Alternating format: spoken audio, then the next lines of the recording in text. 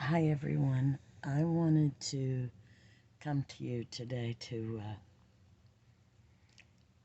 share some amazing, fantastic news. I'm going to try to get through this without crying again because I've done a lot of that, an awful lot, I promise you. Um, I put my message out there to the universe because every avenue that I had attempted prior to that had sadly fell through for a multitude of reasons, each one different. Um, I had someone leave a comment, and not knowing much about the person, I wasn't sure exactly how to take the message or if I would be able to trust it because I had only talked to him from time to time in lives and nothing more than a simple hello, how are you type thing, as we tend to do in our conversations during live streams. Um, this person said that if I really needed the help, to let them know. So I reached out and said, yes. Oh, yes. I've been struggling with this for some time now, on top of a multitude of other issues. And I said, I really, really, really need the help, and I kind of left it in the air, not wanting to get my hopes up. Well, that person again contacted me and said, okay, where are you located? So I told them basic general area, and then they contacted me and said, okay, when and where? And I said, well, the when I'll leave up to you. The where, I said, my email address is on my About page. And I said, if you're offering to help, whenever you can do it, it, it, it didn't matter to me. I would make myself available. I would do whatever as long as I did have help. It didn't matter. So, and I hate being on camera. I really hate being on camera. But I want to share this with everybody because it's proof positive that God does answer prayers, because I did so much praying.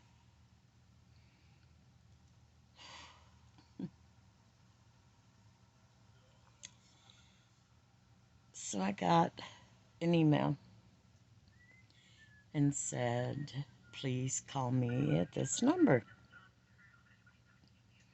And I took a deep breath and I said, okay. And I made that phone call.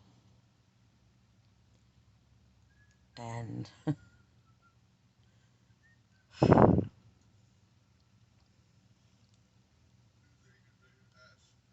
it renewed my faith in humankind, because this person said they had a few things they needed to tie up and they would be available. And they wanted to come and spend a week knowing how much there was to be done. And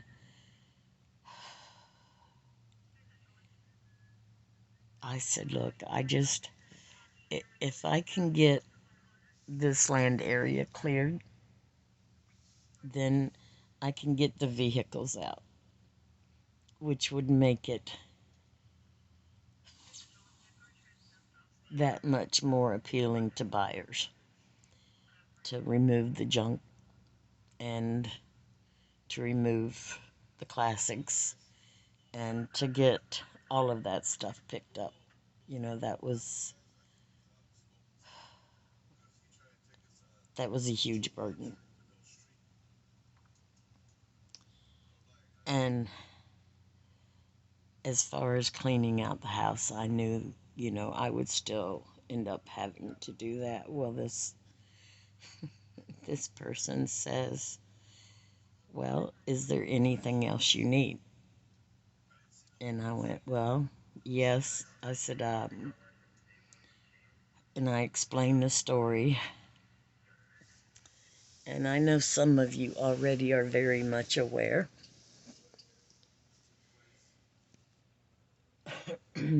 My father was born in a concentration camp. And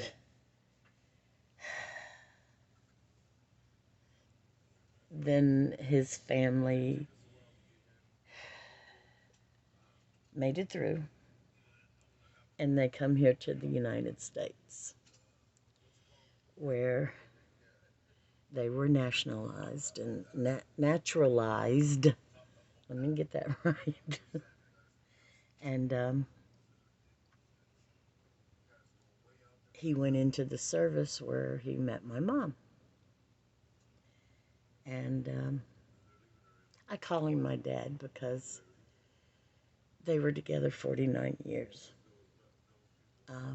He's my stepfather. He did not have any children of his own, and he married a ready-made family. And he took on a big burden. Well, he was my dad. Well, because of so many things in his life, he was an alcoholic early on who got himself straight for a good period of years until my daughter was murdered. And that tore him up. From that point, he went downhill again. And it was slowly at first.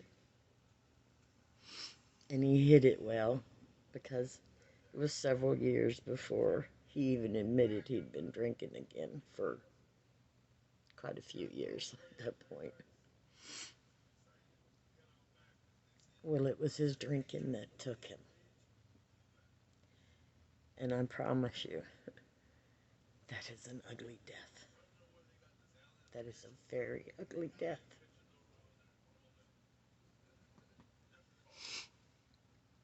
He died in 2019.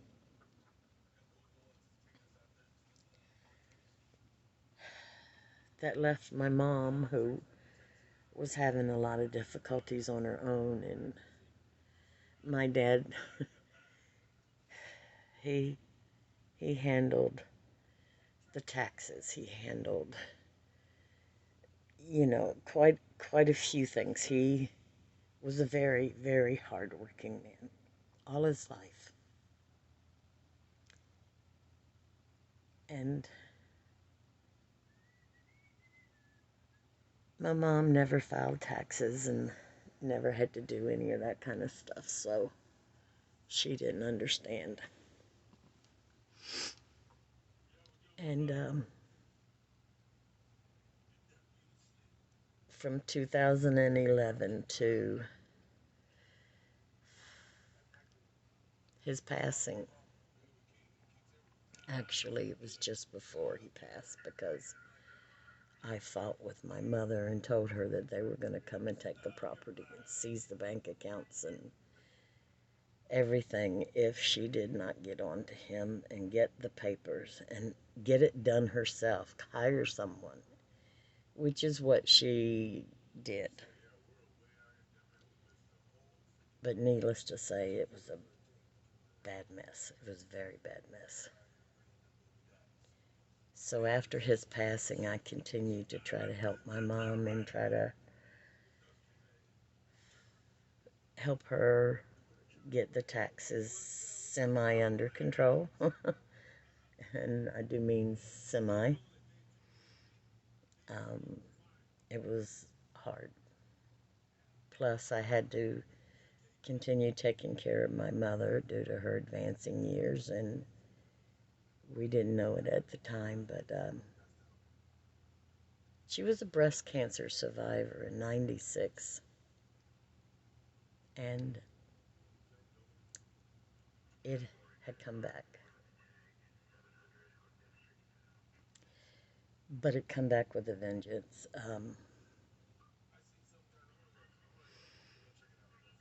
What happened was it metastasized and it went in her spine and went to her brain. So there was uh,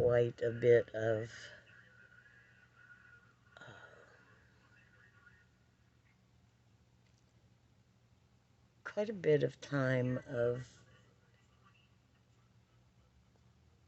having hard relations with her because it was difficult dealing with her because she wasn't understanding things. She was arguing everything. She fought and argued with anybody that was close to her. Um, and my job was to take care of her.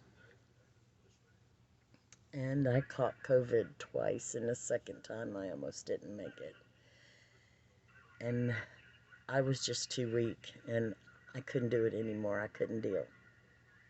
I couldn't handle everything and and try and recoup my strength and deal with what I was dealing with. So my sister took over.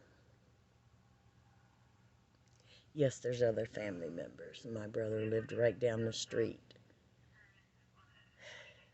and he passed her house several times a day.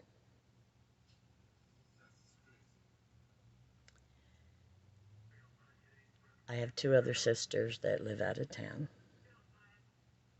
and that's all that's left because we've lost two due to a hereditary disease called hemochromatosis. I was the first one diagnosed, and that caused the entire family to be tested. And when I say tested, it's DNA testing because it comes from the chromosomes.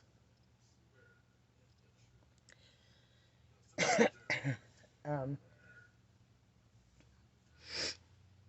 I have enlarged liver. I have enlarged heart. I have extensive bone issues.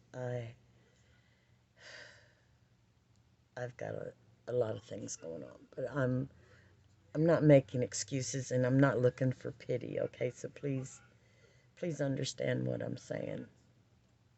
I'm just explaining how things came about the way they did.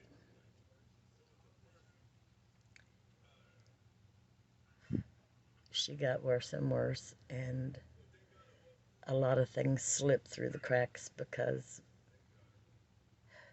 my sister was just dealing with trying to keep her going, keep her functioning. And she couldn't go up and down the stairs to her own home anymore, but she insisted she wanted to die on her own property. At the time, her and I had gone mobile home looking because we thought that would be the quickest thing we could do is get a mobile home put on the property next door, which is still her property.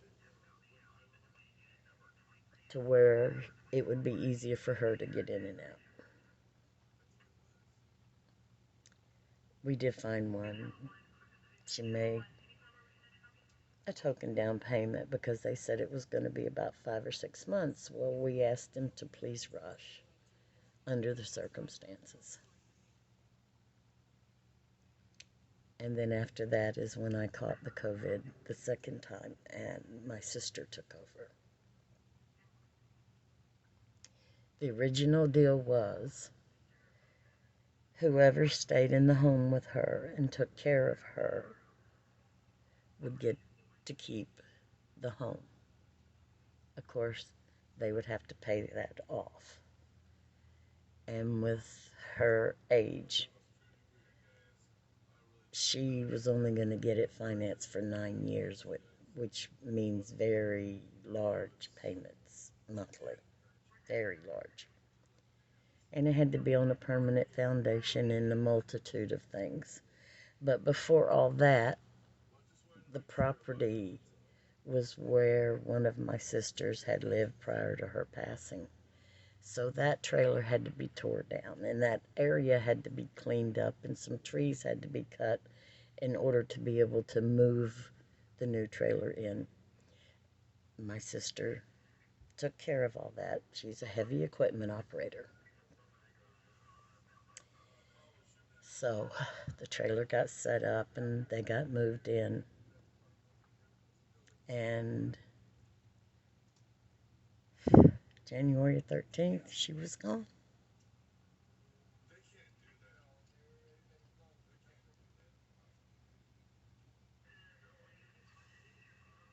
Well, then it come time to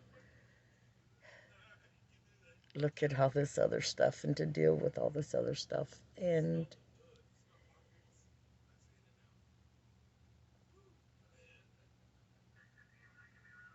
the house was a total disaster, and still is.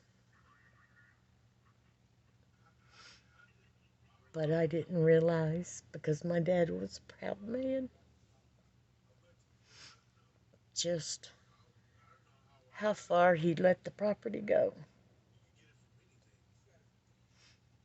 And when I got out there to try to take pictures of some of his classic cars, so I could try to get some of that stuff sold and, find out what I was looking at, I was so overwhelmed. I still am. But I took on the task. And first thing I did was start cleaning up the property. And promptly cut my wrist. I did a good job. I'm still recuperating. I can say it's much better, but it's not completely there yet.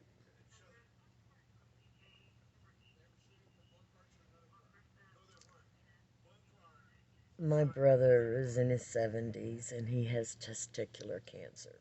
And he also has COPD and emphysema.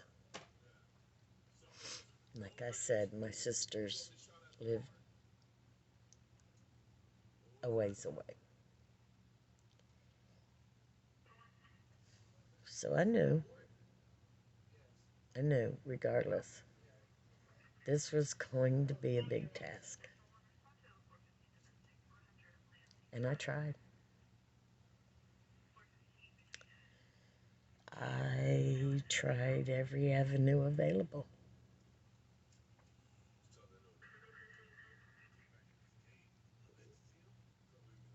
And her wish was that we always kept the property because she had fought so hard in all the years of Dad's drinking, and she had fought so hard to keep that property.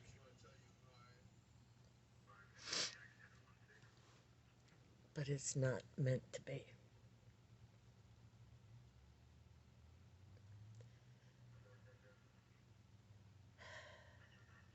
So when I realized that I was out of avenues, I thought the only thing I could do was just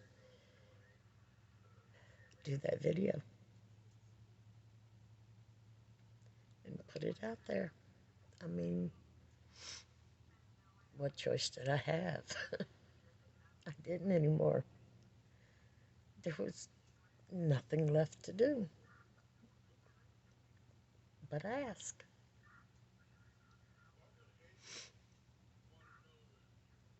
And then that email came in,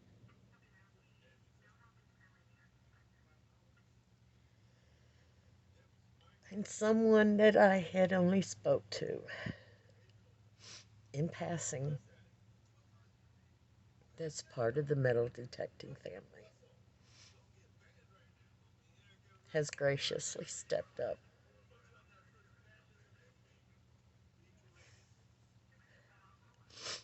There will be a four-man crew here Saturday about noon.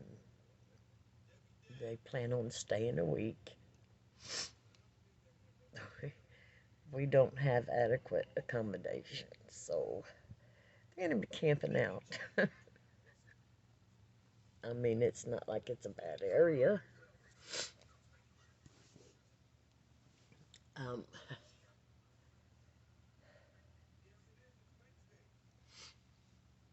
anyway,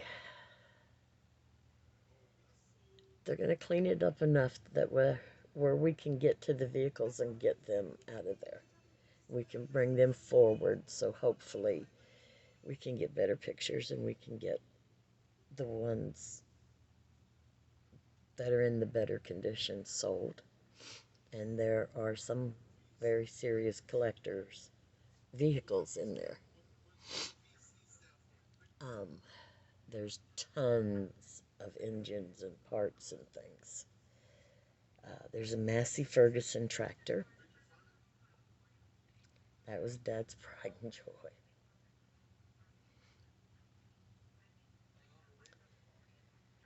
As far as the house and the contents belong to the family.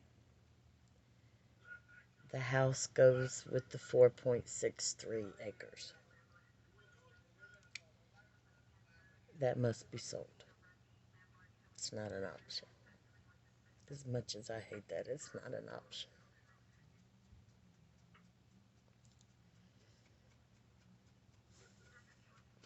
And this wonderful man is coming in to help a stranger that he's done little more than just say hello to.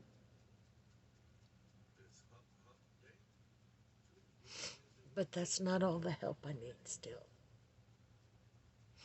I'm going to also need extra bodies that can help us with, cutting up trees and moving stuff. We've got a burn permit. We're going to be burning a lot of that there. I need help with flatbed trailers that can get back to the vehicles and get them out. I need help with unloading the house. That's going to be a big job, too.